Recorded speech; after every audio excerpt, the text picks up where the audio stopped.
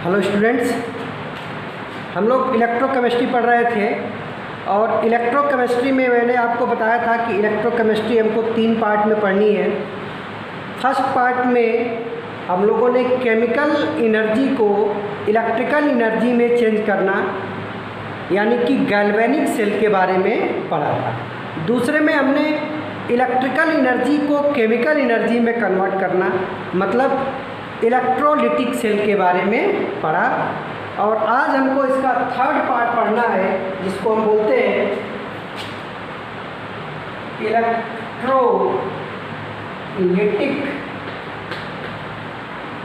Conduction. Electrolytic conduction. अब इस electrolytic conduction में हमको जो भी इलेक्ट्रोलाइट्स हैं उनके अंदर कंडक्शन क्या होता है, रेजिस्टेंस किसको बोलते हैं, स्पेसिफिक रेजिस्टेंस क्या होता है, कंडक्टिविटी क्या चीज होती है, कंडक्टिंग सेल किसको बोलते हैं, सेल कांस्टेंट क्या होता है। फिर उसके बाद किसी इलेक्ट्रोलाइट का कंडक्शन या कंडक्टिविटी कैसे मेजर की जाती है, ये सारी चीज़ें हमको इस थर्ड पार्ट में एक एक करके पढ़नी है। तो सबसे पहले हम लोग इसमें शुरू करते हैं इलेक्ट्रोलिटिक कंडक्शन में कि कंडक्टर किसको बोलते हैं, कंडक्टर क्या होता है। तो आप सबको पता है कि कंडक्टर जिसमें करंट फ्लो हो सकती है। अगर किसी चीज़ में आप करंट फ्लो कराओ और उससे करंट पास हो जाए तो उसको कंडक्टर बोलते हैं, ठीक है ना। तो डिफिनेशन में लिखेंगे substance which allow to pass electric current, substances which allow to pass electric current is known as conductor। हर वो सब्सटेंस जो अपने अंदर से इलेक्ट्रिक करंट को पास हो जाने देता है उसको हम बोलते हैं कंडक्टर। और कंडक्टर के एग्जाम्पल्स होते हैं मेटल्स, एसिड, बेस, सॉल्ट और इम्प्योर वाटर। इम्प्योर वाटर आपको ध्यान रखना बेटा, प्योर वाटर इलेक्ट्रिसिटी कंडक्ट नहीं करता है। जब तक उसमें कोई इम्प्योरिटी नहीं है तब तक वो कंडक्टर के जैसे बिहेव नहीं करेगा। अब किसी भी सब्सटेंस के कंडक्टर होने के लिए ज़रूरी है कि या तो उसके अंदर फ्री इलेक्ट्रॉन्स हो या उसके अंदर आयंस हो। सिंपल सी बात ये है कि अगर किसी भी सब्सटेंस के अंदर फ्री इलेक्ट्रॉन्स हो या आयंस हो तो फिर वो कंडक्टर के जैसे बिहेव कर सकता है, ठीक है। अब इसमें थोड़ा सा और देख लेते हैं टाइप ऑफ कंडक्टर कि कंडक्टर कितने तरह के होते हैं। टाइप ऑफ कंडक्टर, तो जो हमने अभी कहा कि किसी भी सब्सटेंस में इलेक्ट्रिसिटी पास होने के लिए फ्री इलेक्ट्रॉन्स होने चाहिए या आयंस होने चाहिए। तो इसी बेसिस पे कि कंडक्टर के अंदर जो चार्ज कैरियर है, चार्ज कैरियर वो क्या है, इस बेस पे कि कंडक्टर के अंदर चार्ज कैरियर क्या है हम लोग कंडक्टर को 2 पार्ट में डिवाइड करते हैं। एक को बोलते हैं मेटेलिक कंडक्टर मेटेलिक कंडक्टर और दूसरे को बोलते हैं इलेक्ट्रोलिटिक कंडक्टर। इलेक्ट्रोलिटिक कंडक्टर, और यही इलेक्ट्रोलिटिक कंडक्टर यहाँ पे हमारा टॉपिक है जो हमको यहाँ पे पढ़ना है। अब थोड़ी सी बातें हम लोग कर लेते हैं कि मेटेलिक कंडक्टर क्या होते हैं और इलेक्ट्रोलिटिक कंडक्टर क्या होते हैं, इन दोनों में क्या चीज़ कॉमन होती है और क्या डिफरेंस होता है। तो सबसे पहली बात हम लोग कर लेते हैं कि जो मेटेलिक कंडक्टर होते हैं इसमें जो चार्ज कैरियर होता है वो फ्री इलेक्ट्रॉन्स होता है, यानी कि करंट फ्लो होता है ड्यू टू फ्री इलेक्ट्रॉन। तो हम लोग बोलेंगे flow of current is due to free electrons. ऐसे कंडक्टर जिसमें करंट का फ्लो फ्री इलेक्ट्रॉन्स की वजह से होता है कहलाता है मेटेलिक कंडक्टर। और इलेक्ट्रोलिटिक कंडक्टर में जो करंट का फ्लो होता है वो होता है due to flow of ion. तो हम बोलेंगे flow of current is due to flow of ion. ऐसे कंडक्टर जिसमें करंट का फ्लो आयंस की फ्लो की वजह से होता है उसको बोलते हैं इलेक्ट्रोलिटिक कंडक्टर। ठीक है। अब दूसरी चीज़, अगर आप किसी मेटेलिक कंडक्टर के अंदर करंट फ्लो कराते हैं तो वहाँ पे कोई केमिकल रिएक्शन या केमिकल डिकम्पोजिशन नहीं होता है। जैसे मान लीजिए आपके घर में जो वायरिंग है वहाँ पे मेटेलिक कंडक्टर है, एल्यूमिनियम या कॉपर की वायर्स लगी होती हैं और उसमें आप करंट फ्लो कराते हैं तो कोई केमिकल रिएक्शन नहीं होती है। तो नेक्स्ट प्रॉपर्टी हो जाएगी मेटेलिक कंडक्टर की कि on passing current there is no chemical decomposition reaction. यहाँ पे कोई भी केमिकल डिकम्पोजिशन रिएक्शन नहीं होगी। लेकिन इलेक्ट्रोलिटिक कंडक्टर में अगर आप करंट फ्लो कराते हैं तो वहाँ पे केमिकल रिएक्शन होती है। जो भी सब्सटेंस आपने यूज किया है कंडक्टर के तौर पे उसका केमिकल डिकम्पोजिशन हो जाएगा। तो बोलेंगे chemical decomposition of substance take place on passing electric current। अगर इलेक्ट्रोलिटिक कंडक्टर में आप इलेक्ट्रिक करंट पास कराते हैं तो उस सब्सटेंस का केमिकल डिकम्पोजिशन हो जाएगा। जैसे आपने देखा था बेटा जब हमने आपको इलेक्ट्रोलिसिस पढ़ाया था तो NaCl है, मॉल्टेन है।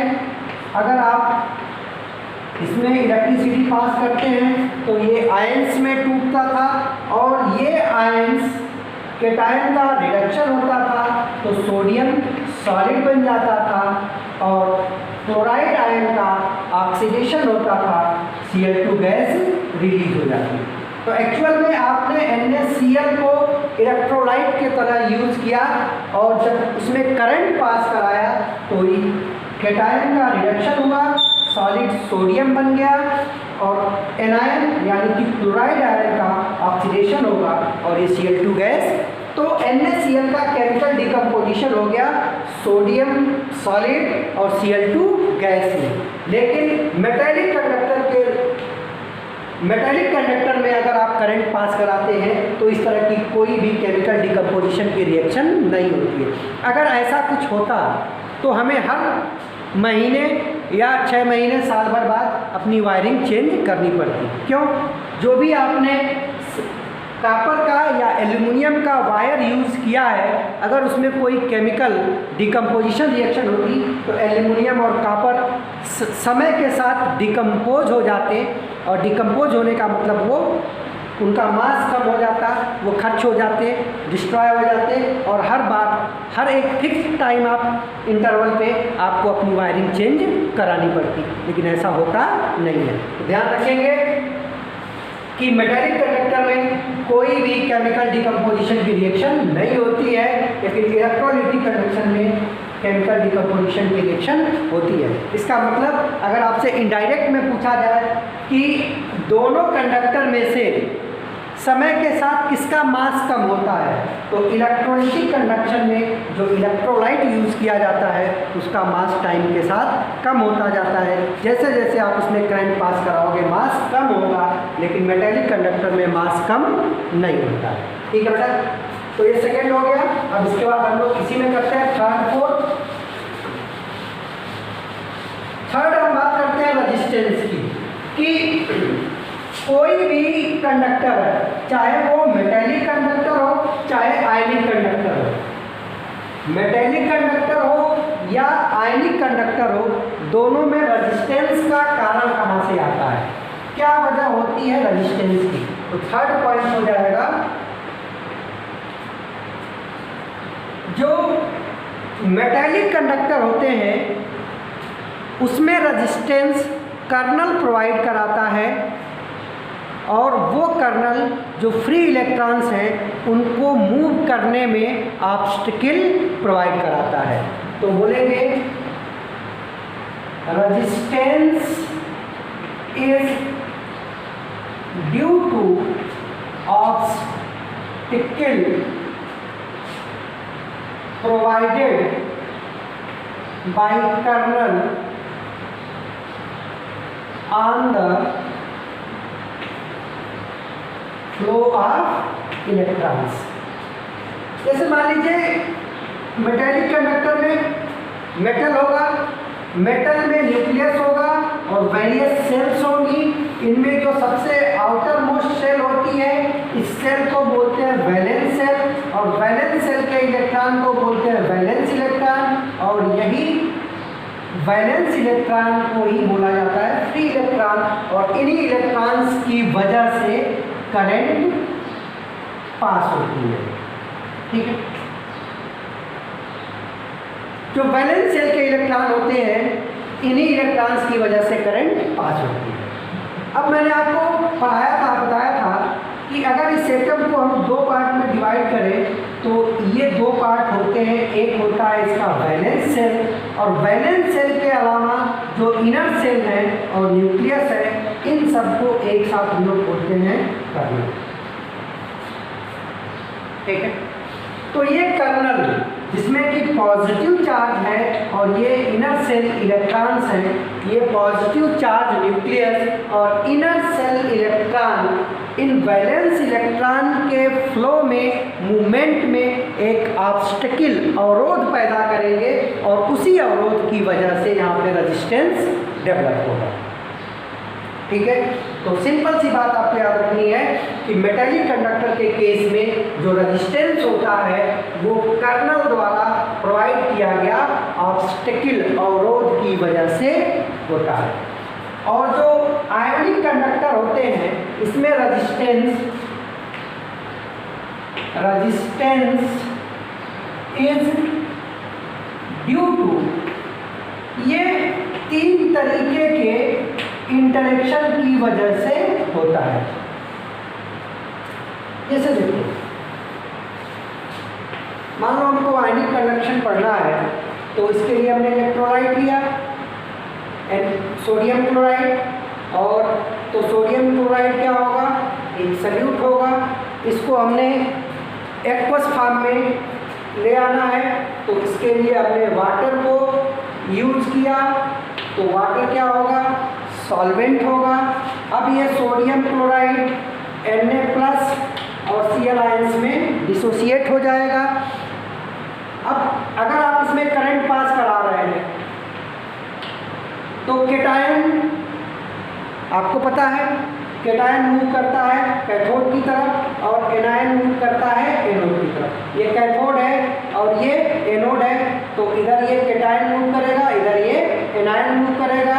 कैटायन पे पॉजिटिव चार्ज होगा, एनायन पे नेगेटिव चार्ज होगा। इन दोनों का चार्ज अपोजिट है।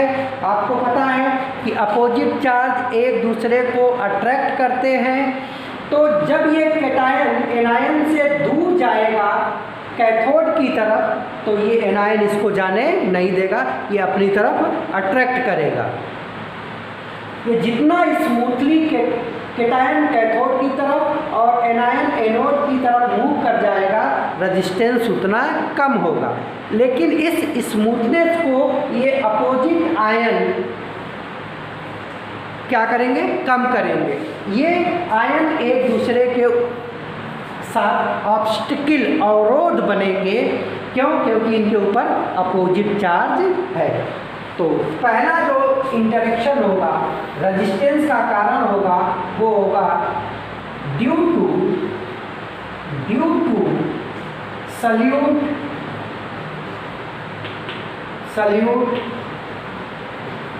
इंटरेक्शन। और सल्यूट इंटरेक्शन को हम बोलते हैं आयन इंटरेक्शन।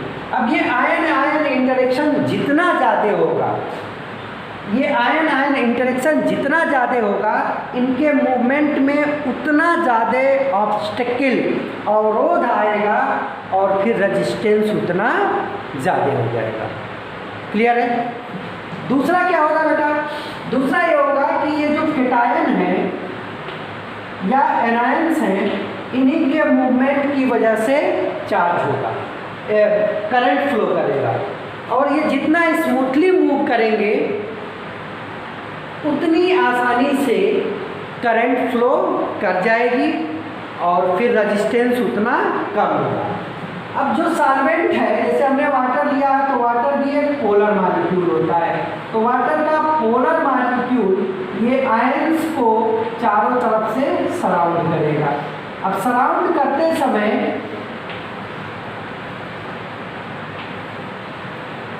वाटर का पोलर मॉलिक्यूल होता है, उसमें एक प्लस और एक माइनस होता है।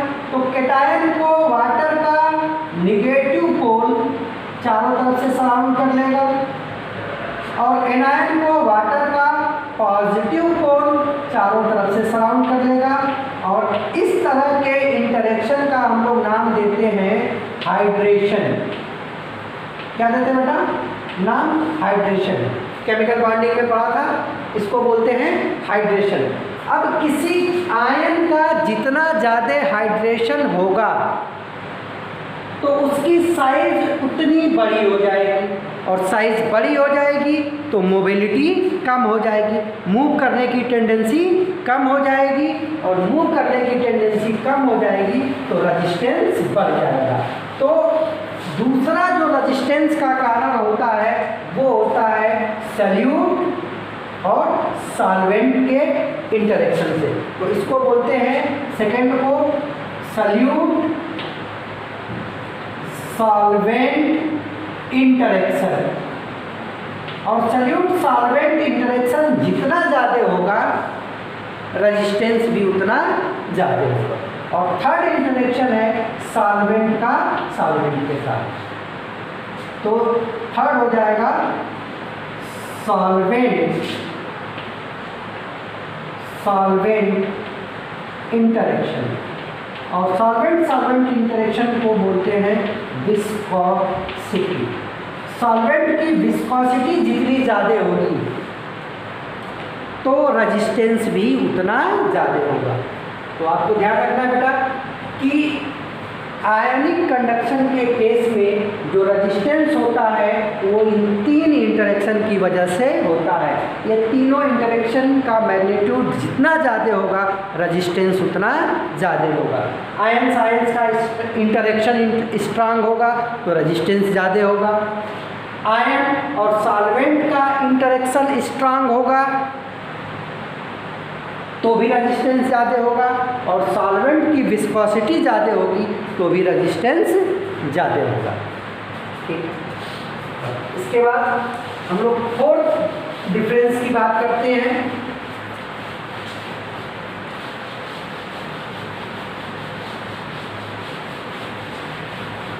फोर्थ में, अगर मेटेलिक कंडक्टर है तो मेटेलिक कंडक्टर में अगर आप टेम्परेचर बढ़ाते हैं तो रेजिस्टेंस भी इंक्रीज हो जाता है। ध्यान रखेंगे कि on increasing temperature resistance of metallic conductor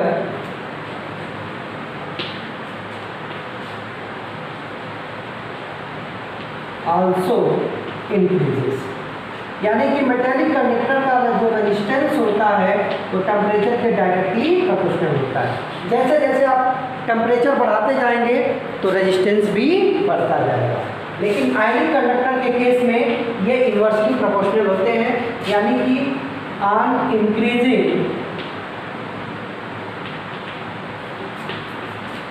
temperature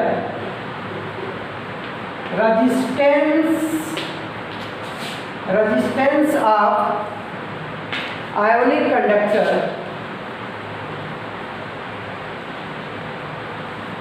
decreases। यानी कि रेजिस्टेंस जो होगा वो इन्वर्सली प्रोपोर्शनल टू टेम्परेचर होगा। अब इसी के बारे में हमको पढ़ना है, इसके बारे में तो आप फिजिक्स में पढ़ेंगे। यहाँ पे हम देखते हैं कि क्यों टेम्परेचर बढ़ाने से रेजिस्टेंस कम हो जाएगा in case of ionic conductor. तो अभी आपने ये देखा था कि आयोनिक कंडक्टर के केस में जो रेजिस्टेंस था वो 3 टाइप ऑफ इंटरेक्शन की वजह से था। और इंटरेक्शन से पहला था सल्यूट इंटरेक्शन, दूसरा था सल्यूट सॉल्वेंट इंटरेक्शन और तीसरा था सॉल्वेंट इंटरेक्शन। सल्यूट इंटरेक्शन को हमने बोला था आयन, इसको बोला था हाइड्रेशन और इसका नाम था विस्कोसिटी। अभी हम लोगों ने बात की थी कि ये इंटरेक्शन जितना ज़्यादा होगा रेजिस्टेंस भी उतना ज़्यादा होगा।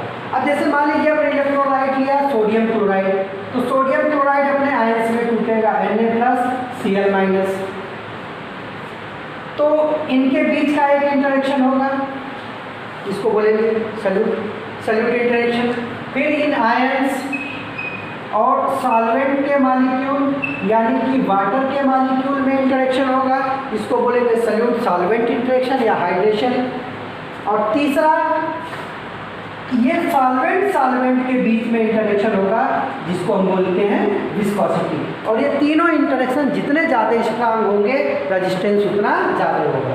अब मान लीजिए आपने यहाँ का टेम्परेचर इंक्रीज किया, तो जैसे ही टेम्परेचर आप इंक्रीज करोगे ये जो आयंस हैं इन आयंस की काइनेटिक एनर्जी इंक्रीज हो जाएगी। आपको पता है कि काइनेटिक एनर्जी जो होती है वो टेम्परेचर के डायरेक्टली प्रोपोर्शनल होती है। तो जैसे जैसे आप टेम्परेचर इंक्रीज करेंगे काइनेटिक एनर्जी इंक्रीज होगी, और जैसे इन आयंस की काइनेटिक एनर्जी इंक्रीज होगी ये तीनों इंटरेक्शन है डिक्रीज हो जाएंगे। टेम्परेचर को इंक्रीज किया, ये तीनों इंटरेक्शन डिक्रीज हो जाएंगे, और इंटरेक्शन डिक्रीज हो जाएंगे तो रेजिस्टेंस क्या हो जाएगा, इंक्रीज हो जाएगा। ठीक है बेटा, बात समझ में आ गई। तो टेम्परेचर इंक्रीज करने से रेजिस्टेंस डिक्रीज हो जाएगा। ठीक है, क्यों होगा, क्योंकि टेम्परेचर आपने इंक्रीज किया तो ये तीनों इंटरेक्शन कम होंगे, और कम होंगे तो रेजिस्टेंस क्या हो जाएगा, कम हो जाएगा। क्लियर है। टेम्परेचर इंक्रीज किया, इंटरेक्शन डिक्रीज होगा, और इंटरेक्शन डिक्रीज होगा तो रेजिस्टेंस भी क्या हो जाएगा, डिक्रीज हो जाएगा। रेजिस्टेंस भी डिक्रीज हो जाएगा। तो मतलब ये समझ में आया कि टेम्परेचर इंक्रीज करने से रेजिस्टेंस डिक्रीज होता है। तो हाई टेम्परेचर पे जो इलेक्ट्रोलिटिक कंडक्टर होते हैं उनमें इलेक्ट्रिसिटी आसानी से पास कर जाती है। ठीक है बेटा, तो ये हो गया थर्ड। इसके बाद हम लोग बात करते हैं फोर्थ की। फोर्थ में जो भी मेटालिक कंडक्टर हो, metallic conductor does not follows Faraday law of electrolysis। जो अभी हम लोग इसके पहले फैराडे फर्स्ट और सेकेंड लॉ ऑफ इलेक्ट्रोलिसिस पढ़े थे, वो मेटालिक कंडक्टर पे एप्लीकेबल नहीं होता है, लेकिन जो आयोनिक कंडक्टर होते हैं, ionic conductor follows Faraday's law of electrolysis। तो ये डिफरेंस हो गए। अब दोनों में एक सिमिलरिटी है, चाहे वो मेटालिक कंडक्टर हो चाहे आयोनिक कंडक्टर हो, दोनों के दोनों ही कंडक्टर ओम्स लॉ को फॉलो करते हैं। तो अगला पॉइंट हो जाएगा, both metallic and ionic conductor follows Ohm's law. Ohm's law को दोनों ही फॉलो करते हैं। तो ये बात हो गई बेटा मेटालिक और आयोनिक कंडक्टर के बारे में। आपसे इसमें बोर्ड पे क्वेश्चन पूछे जाते हैं कि what are the difference between metallic and ionic conductor. तो डिफरेंस जब भी आपको लिखना है ये टेबल के फॉर्म में लिखना है। अब इसके बाद कुछ एक टर्म है जो हमको यूज़ करने हैं आगे, उनके बारे में देख लेते हैं। जैसे रजिस्टेंस, कि रजिस्टेंस क्या होता है। तो पॉइंट वाइज छोटी छोटी चीज़ें हैं। रजिस्टेंस इसको रिप्रेजेंट करते हैं आर से, इसकी यूनिट होती है ओम, रिप्रेजेंट करते हैं ऐसे, ठीक है। और इसको डिफाइंड करते हैं obstacle in flow of current या चार्ज। करंट के फ्लो में जो अवरोध होता है इसी को हम लोग बोलते हैं रजिस्टेंस, ठीक है।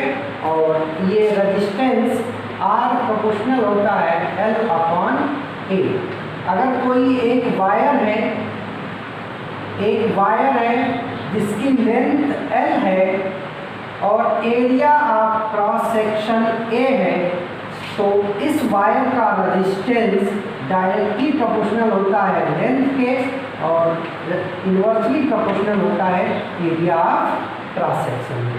कहने का मतलब कि एरिया जितना ज़्यादा होगा रजिस्टेंस उतना कम होगा, लेंथ जितनी ज़्यादा होगी रजिस्टेंस उतनी ज़्यादा होगी, ठीक है। और इसको मेजर किया जाता है किसी, जैसे कोई वायर है तो इस वायर का आपको रेजिस्टेंस मेजर करना है, तो इसके लिए यूज़ करते हैं हम लोग व्हीटस्टोन ब्रिज।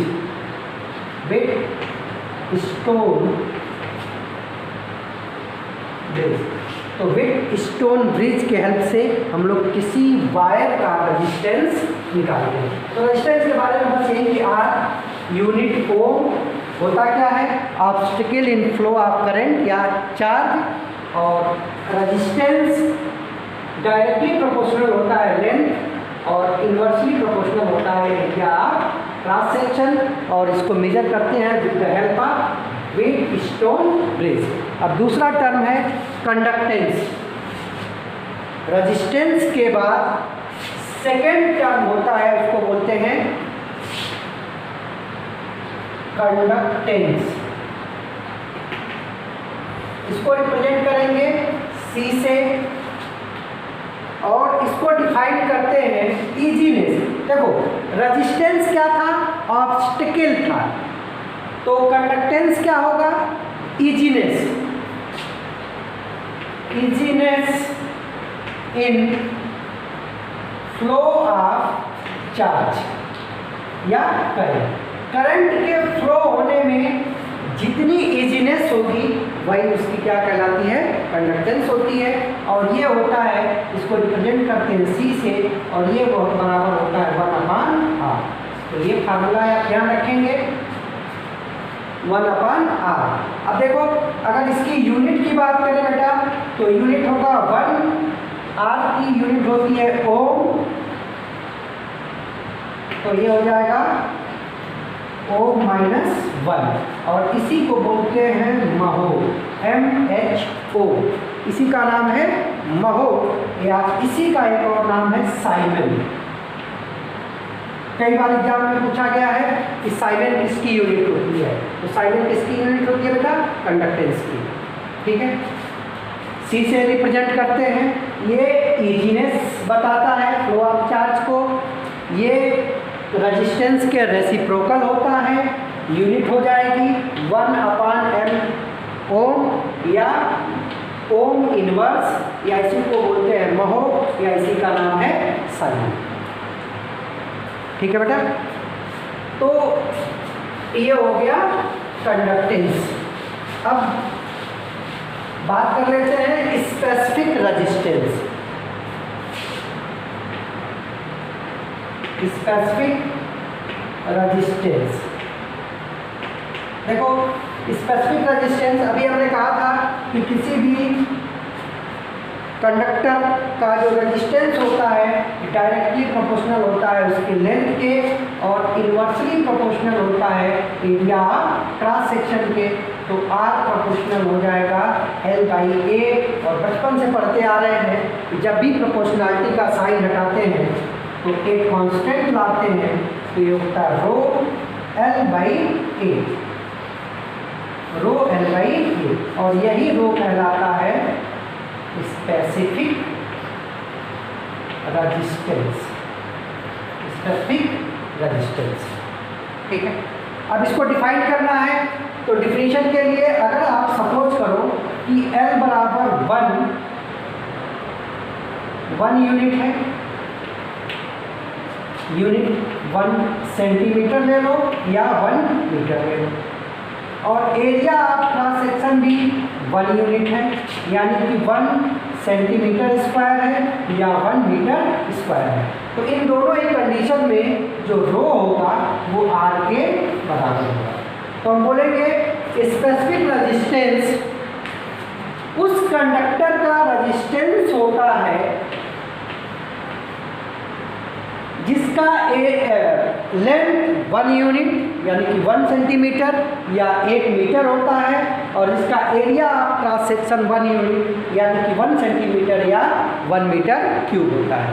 तो हम बोलेंगे कि resistance of wire having 1 centimetre length and 1 centimetre square cross section area is called specific resistance.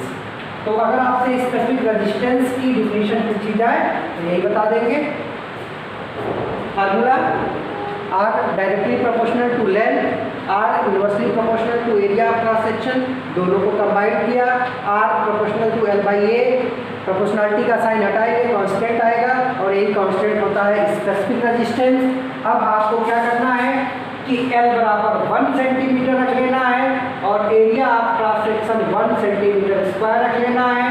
तो उस केस में रो R के बराबर हो जाएगा, यानी कि ऐसे वायर का रेजिस्टेंस ही स्पेसिफिक रेजिस्टेंस होता है जिसकी लेंथ 1 सेंटीमीटर और area of cross section 1 centimetre square हो। और ये एक मटेरियल की प्रॉपर्टी होती है। केमिस्ट्री की भाषा में बोलते हैं कि ये एक इंटेंसिव प्रॉपर्टी है, इंटेंसिव प्रॉपर्टी है, यानी कि ये किसी मटेरियल की कैरेक्टरिस्टिक होती है। सिल्वर है, गोल्ड है, कॉपर है, एल्युमिनियम है, तो इन सब के लिए इसकी वैल्यू फिक्स होती है। किसी पर्टिकुलर मैटर के लिए स्पेसिफिक रेजिस्टेंस की वैल्यू कांस्टेंट होती है, और स्पेसिफिक रेजिस्टेंस का ही नाम होता है रेजिस्टिविटी। तो इसी का दूसरा नाम है रेजिस्टिविटी। अब थोड़ा सा इस फार्मूले पे हम लोग काम कर लेते हैं, इसकी यूनिट देख लेते हैं कि क्या होता है। देखो बेटा, इस फार्मूले से हम अगर निकालें तो हमने निकाला है R बराबर रो L बाई ए। अगर हमको रो की वैल्यू निकालनी है तो ये हो जाएगा R A by L। R होता है ओम, ये हो जाएगा सेंटीमीटर स्क्वायर, और ये हो जाएगा सेंटीमीटर, ये हो जाएगा ओम इंटू सेंटीमीटर। क्या हो जाएगा? Ohm into centimetre. ठीक है बेटा। अब इसके बाद थोड़ी सी हम लोग बात कर लेते हैं कंडक्टिंग सेल के बारे में। ये डेफिनेशंस हैं जो हमें आगे काम आएंगी। कंडक्टिंग सेल या कंडक्शन सेल भी इसको बोलते हैं। ये क्या होता है? ये एक तरह का सेल होता है। जैसे मान लो कोई इलेक्ट्रोलाइट है, इलेक्ट्रोलाइट है, तो इस इलेक्ट्रोलाइट का हमको रेजिस्टेंस पता करना है। इलेक्ट्रोलाइट का रेजिस्टेंस पता करना है या इसका कंडक्टेंस पता करना है। तो जिस सेल के अंदर आप किसी इलेक्ट्रोलाइट का कंडक्टेंस पता करते हैं, उसी सेल का नाम होता है कंडक्टिंग सेल। और ये सेल बनाया कैसे जाता है? इस सेल में एक वेसल ली जाती है और इसमें ये दो इलेक्ट्रोड्स लगे होते हैं, दो इलेक्ट्रोड्स होंगे। इन इलेक्ट्रोड्स का एरिया क्रॉस सेक्शन पता होता है आपको। ये हमने दो इलेक्ट्रोड्स लिए। सपोज करो इस इलेक्ट्रोड का area of cross section A है, और इन दोनों के बीच का जो डिस्टेंस है इसको हम लोगों ने एल लिया है। तो इस टाइप के सेल को हम बोलते हैं कंडक्टिंग सेल, और इसको हम लोग एक्सटर्नल सोर्स ऑफ इलेक्ट्रिसिटी से जोड़ देते हैं। इसमें जो भी इलेक्ट्रोलाइट्स भरना होता है उसको हम लोग फिल कर देते हैं। तो इस तरह के अरेंजमेंट का नाम होता है कंडक्टिंग सेल। और इस सेल के द्वारा किसी इलेक्ट्रोलाइट को जो भी आपको लेना है, इलेक्ट्रोलाइट इसका आपको कंडक्टेंस पता करना है, वो फिल कर देते हैं। ठीक है। तो इस अरेंजमेंट को, जिसमें दो ये इलेक्ट्रोड होंगे, इन इलेक्ट्रोड का एरिया क्रॉस सेक्शन आपको पता होगा और इन दोनों के बीच की डिस्टेंस पता होगी। तो और जिसके द्वारा हम किसी इलेक्ट्रोलाइट का कंडक्टेंस पता करते हैं, तो इस सेल को हम बोलते हैं कंडक्टिंग सेल। ठीक है बेटा। अब इसी कंडक्टिंग सेल से रिलेटेड एक टर्म आता है जिसको बोलते हैं सेल कांस्टेंट। सेल कांस्टेंट इसको रिप्रेजेंट करते हैं कैपिटल जी से। सेल कांस्टेंट को रिप्रेजेंट करते हैं कैपिटल जी से, और कैपिटल जी या सेल कांस्टेंट होता है, it it is ratio of distance between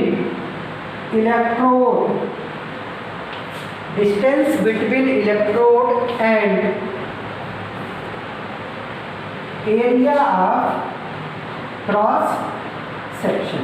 छोटी सी बात है बेटा कि G बराबर आपको ध्यान रखना है कि ये इन दोनों इलेक्ट्रोड के बीच की डिस्टेंस और इनके एरिया ऑफ क्रॉस सेक्शन का रेशियो होता है। ठीक है, तो ये होता है सेल कांस्टेंट। ठीक है बेटा, अब सेल कांस्टेंट के बाद एक और चीज आपको जान लेनी है, वो है स्पेसिफिक कंडक्टेंस। स्पेसिफिक